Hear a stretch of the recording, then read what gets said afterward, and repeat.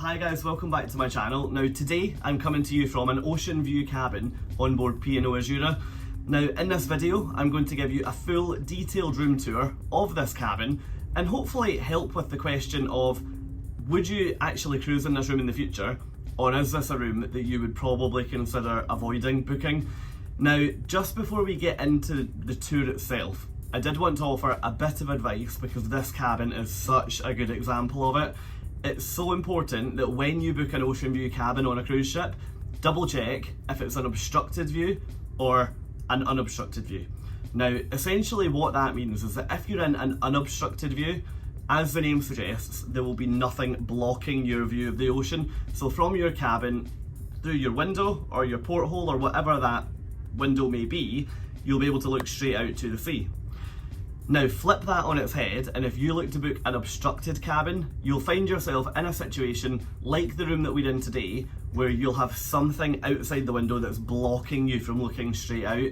Now in this case it appears to be, I think it's something to do with the lifeboats, I'm not entirely sure, but this is a particularly obstructed cabin. Now personally I wouldn't have an issue with that because I can still see the sea, I just have to look slightly to the side.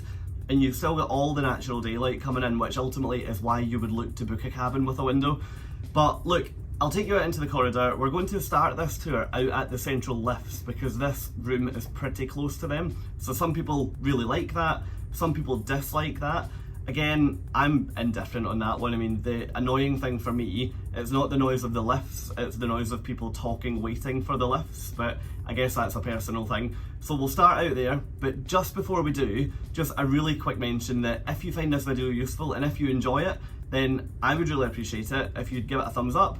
And then if you'd also think about subscribing to the channel, it'd be brilliant to have you along on the journey as we explore more ships out there. But look, enough talking for now, let me take you out into the corridor and we'll get started and have a look around this room.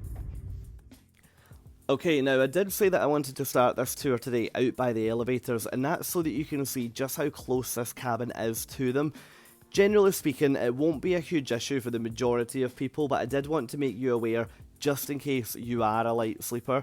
Now, the room that we're looking at is E410, which puts you up on the E deck or deck 8 of the ship. And it is worth noting that the location of this cabin puts you directly above one of the bars on board.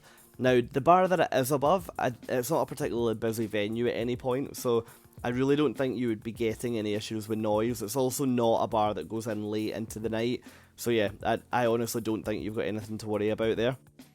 Now, moving into the room itself, you've got a fairly standard layout really, with your bed initially, you've then got your dressing table, and then you've got your view out your window, which don't get too caught up on that view at the moment. We will come back to it, but as I warned you earlier, this is a particularly obstructed cabin, but yeah, we'll come back and we'll focus on that in a sec. Now, in terms of storage in this room, first thing to look at is bedside cabinets. So you've got, again, fairly standard format here. You've got your two deep drawers that click shut so that if you're at sea, they're not going to fly open. And then on top, you've got your lamp, which is operated by an on-off switch directly on the lamp. So that's not programmed into the wall, it's not a touch lamp, so fairly straightforward. And then we move across to your desk. So first thing to note is that you've got your pretty tall mirror, so you can use this if you are getting ready to go out. You can also just sit here and do a bit of work if you need to, but hopefully you're on holiday, you shouldn't have to do a great deal of that. Now next up, you've got your phone on the far side of this desk, so you can use that to call other cabins. And then behind that, you've got your plug point. So you've got two UK plugs, one of them is always on, the other will disconnect when you leave the cabin. And then finally over there, you've also got a US plug. Now it's worth noting that the hairdryer that you're supplied with on this ship comes with a US plug, so it's perfect for using over on that side of the room.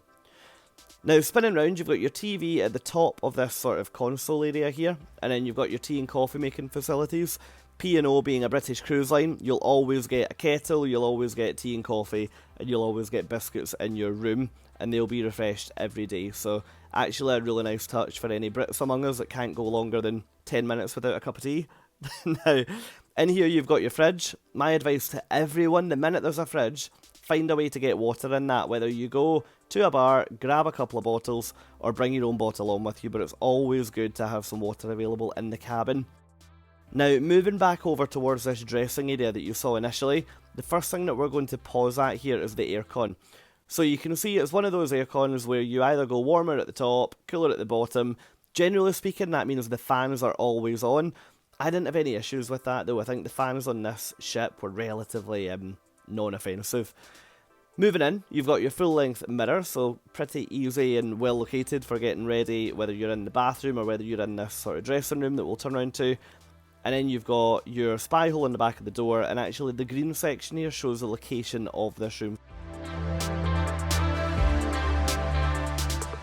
Now, you've then, when we spin around, got your walk-in wardrobe. Now, I actually used to really dislike this because I felt as though it was pretty messy. I didn't like having everything on show all the time, and I really wanted a curtain here. But, do you know, the more that I've cruised this year, the more that I've actually grown to really, really like it. Now, at the top you've got your life jackets, so the number of life jackets will always correspond with the number of possible occupants in the room, so in this case there's 2. And then you've got this cupboard section, where you've got all your individual sections, you've also got a safe, and then you've got like all your laundry details and stuff in here, should you wish to use that while you're away. So yeah, for the size of cabin, I would consider this one to be really well equipped from a storage point of view. And that brings us on to the next area that we're going to look at, which is into the bathroom.